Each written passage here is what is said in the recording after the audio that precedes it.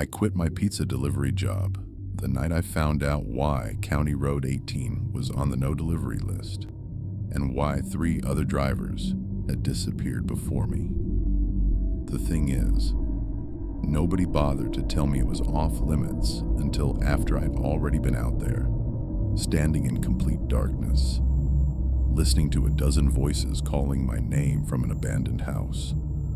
If you've ever delivered food for a living, you know that sometimes the last run of the night can be the worst one.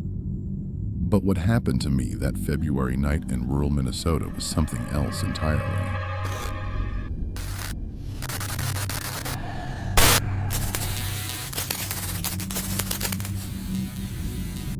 I used to deliver pizza for Tony's in Brainerd, Minnesota. Decent job for a college student, flexible hours, cash tips, and most customers were pretty normal. The worst part was driving out to the rural addresses, especially in winter. But the tips were usually worth the extra gas money. This happened in late February, around 10:30 p.m. on a Tuesday. I was about to close up when we got a last-minute order. Large pepperoni pizza to 4847 County Road 18. The address was way out in the sticks, probably a 20-minute drive from town. I almost told my manager, Jake, I couldn't take it, but the customer had already paid online with a $15 tip, which was more than I'd made in tips all night. County Road 18 is one of those narrow back roads that cuts through nothing but pine trees and swampland. No streetlights, no houses for miles, just forest on both sides. I delivered out there maybe 3 times before, always to different addresses, always to people who seemed grateful that we'd drive that far. I found 4847 without too much trouble. It was a small ranch house set back from the road, with a long gravel driveway and a single porch light. The weird thing was, all the other windows were dark. Usually when people order pizza, they're watching TV or have some lights on, but this place looked completely dead except for that one porch light. I grabbed the pizza bag and walked up to the front door. There was no doorbell, so I knocked and waited. After about 30 seconds, I knocked again, louder this time. That's when I heard it. Footsteps inside the house, but they sounded wrong somehow. Too heavy. And they seemed to be coming from directly above where I was standing, like someone was walking around on the roof. But that didn't make sense because it was a single-story house. The footsteps stopped, and then I heard a voice from inside say, "Just leave it by the door." The voice bothered me. It sounded muffled, like the person was talking through a blanket, or from really far away. And it was deeper than I expected. The name on the order was Linda Chen, but this definitely sounded like a man. "Sorry, but I need to hand it to you directly," I called back. This was actually Tony's policy for late-night deliveries to isolated areas.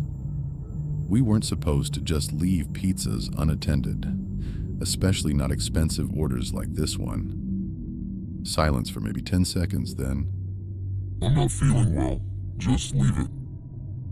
"I understand, but I really need to see you for just a second," I said. "Company policy for deliveries after 10 p.m. More silence. Then I heard multiple sets of footsteps inside, all walking in different directions.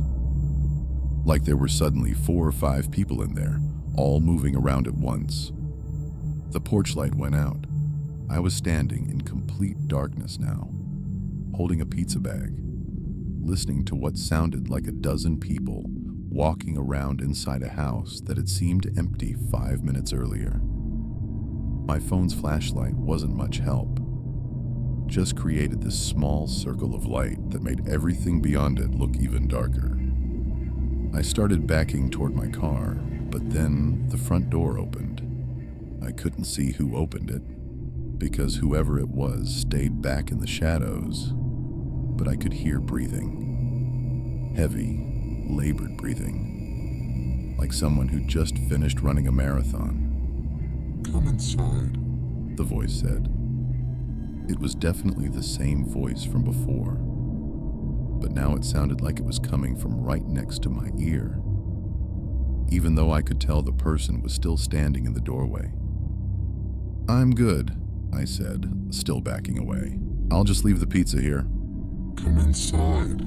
The voice repeated, and this time I heard it twice, once from the doorway and once from behind me. I turned around and saw a figure standing about 10 feet away, between me and my car. Same height and build as whoever was in the doorway, wearing what looked like a dark coat or jacket. In the dim light from my phone, I couldn't make out any facial features. My hands started shaking.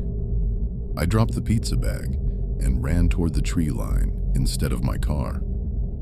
I figured I could circle around through the woods and get back to the road that way. I made it maybe 50 yards into the trees before I tripped over something and went down hard.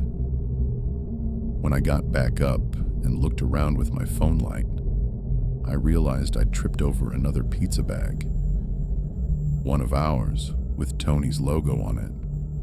But it looked old and weathered, like it had been sitting out there for months. That's when I started finding the others. There were pizza bags everywhere in those woods.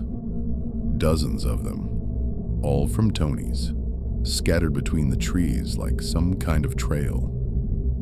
Some looked recent. Others were practically falling apart. I found car keys hanging from branches, cell phones half buried in the dirt, a wallet with a driver's license from 2019. I heard voices calling my name from back toward the house. Multiple voices, but they all sounded exactly the same, like the same person talking to themselves. I ran deeper into the woods, following what looked like a deer path. My phone was at 12% battery, and I was trying to conserve it, but I needed the light to see where I was going. After what felt like hours, but was probably only 20 minutes, I found another road. Not County Road 18, but some other rural route I didn't recognize. I followed it until I saw headlights and flagged down a pickup truck. The driver was this older guy who looked at me like I was crazy when I asked him to call the police. I was covered in dirt, bleeding from scrapes, and probably sounded insane trying to explain what happened. The cops took a report, but when they went to check 4847 County Road 18, they said the house was abandoned. Had been for over 2 years, according to the county records. No power, no water, no recent activity. They found my pizza bag on the front porch, but that was it. I asked them about the other pizza bags in the woods, but they said they didn't see anything like that when they searched the area around the house. They suggested maybe I'd gotten turned around in the dark and confused about what I saw. The next day, I went to Jake and told him I was quitting. I didn't tell him the real reason, just said I was focusing on school. But I asked him about deliveries to County Road 18, and he got this weird look on his face. "We don't deliver out there anymore," he said. "Haven't for about 3 years. Too many drivers got lost or called in saying weird things happened. Corporate finally put that whole area on the no delivery list." I asked him why nobody told me that, and he just shrugged. "Thought you knew. That address shouldn't have come through our system. Probably a glitch in the online ordering platform.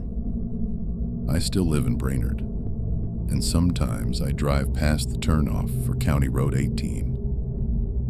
I've never gone back down that road, but I've talked to other people who've had jobs that required them to go out there.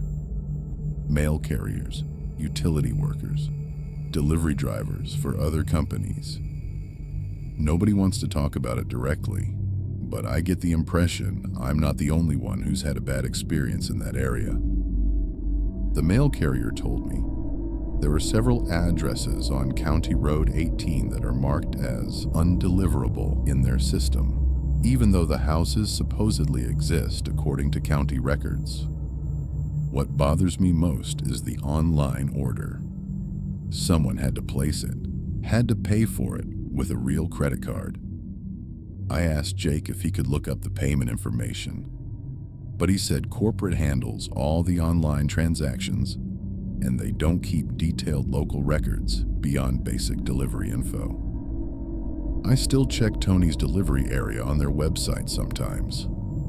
County Road 18 is marked as outside their service zone now, just like Jake said. But every few months I get curious and type in 4847 County Road 18 as a delivery address.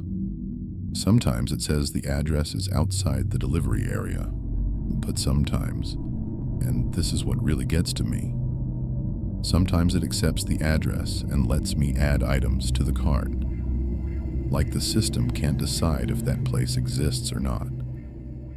I've never placed an order, obviously, but I wonder who would show up to deliver it if I did.